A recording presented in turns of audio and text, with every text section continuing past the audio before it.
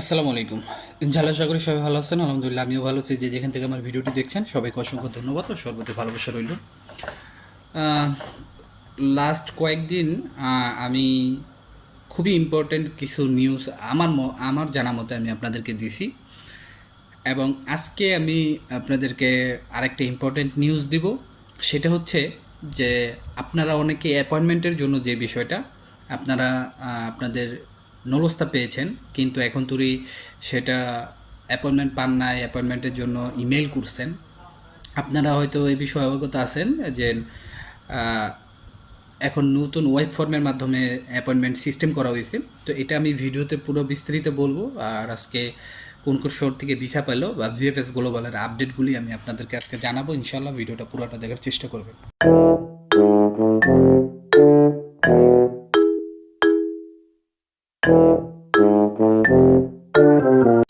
সব কিছুর জন্য আলহামদুলিল্লাহ।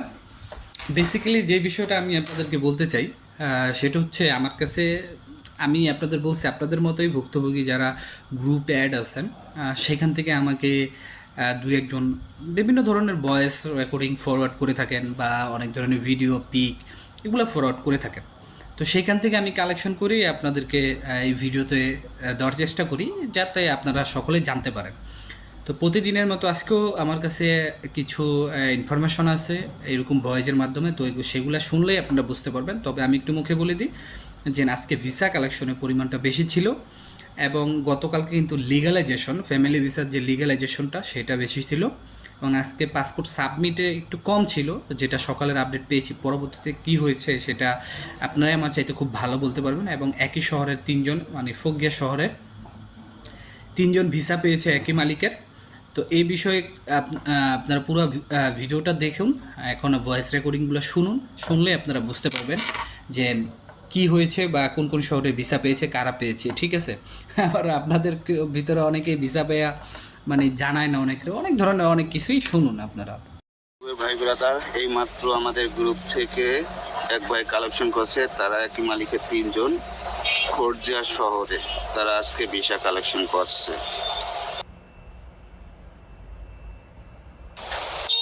আসসালামু আলাইকুম গ্রুপের ভাই ব্রাদার, আজকে যতটুকু শুনলাম যে আমাদের গ্রুপ থেকে ভাই ব্রাদার পাসপোর্ট ভিসা কালেকশন করছে, কিন্তু গ্রুপ থেকে আজকে কেউ পাসপোর্ট সাবমিট করতে জানাই। আজকে যতটুকু জানি আমি যে আজকে ভিসা কালেকশনে গেছে বেশ কয়েকজনই। তো ভাই আমাদেরও আশায় আমাদের জীবন রাত তেজপাতা হয়ে যাইতেছে যে কবে যে আমরা সাবমিশন পাচ্ছে না তা না, ভিসা ভালোই পাচ্ছে।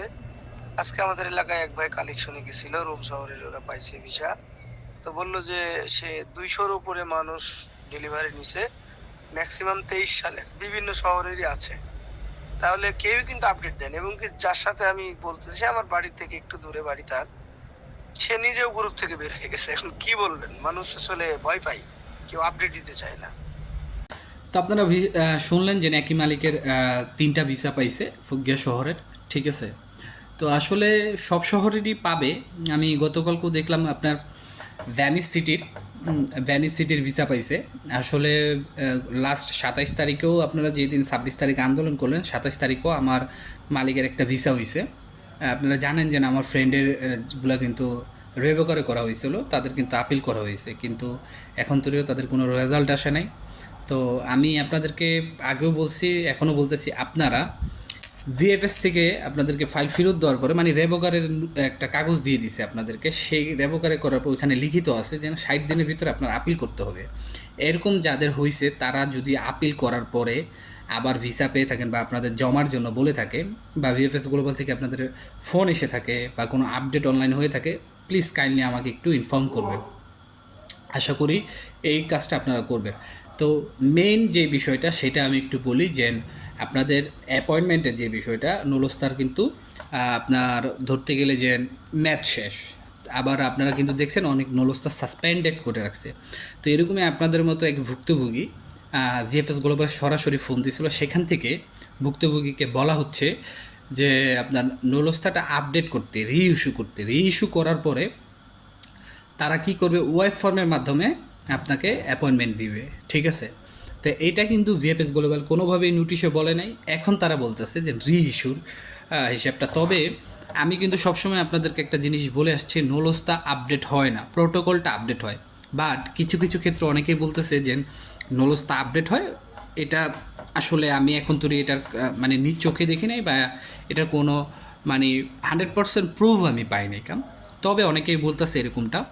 আসলে যদি যদি আমার ভুল হয়ে থাকে তো অবশ্যই সেটা আমার ভুল, এটা আমাকে মানতেই হবে যে আমার ভুল।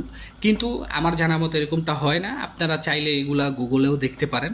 তবে নোলস্তার রি ইস্যু বলতে কী বোঝায়?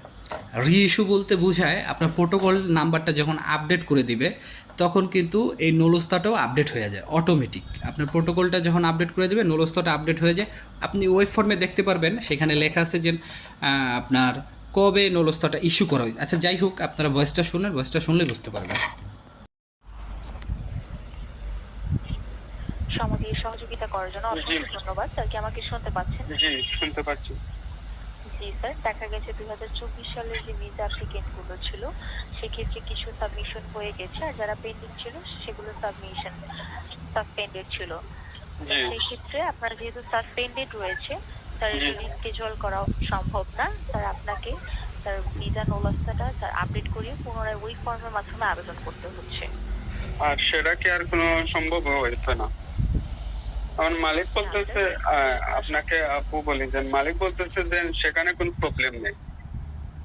এখন আমরা তো মালিক বলতেছে যে এখানে তো আমার কোনো প্রবলেম নেই, বা ও মালিক আমাদেরকে যে চেক গুলো দিয়েছিল এমবেসি বরাবর, এগুলো কোনো আনসার পাচ্ছে না।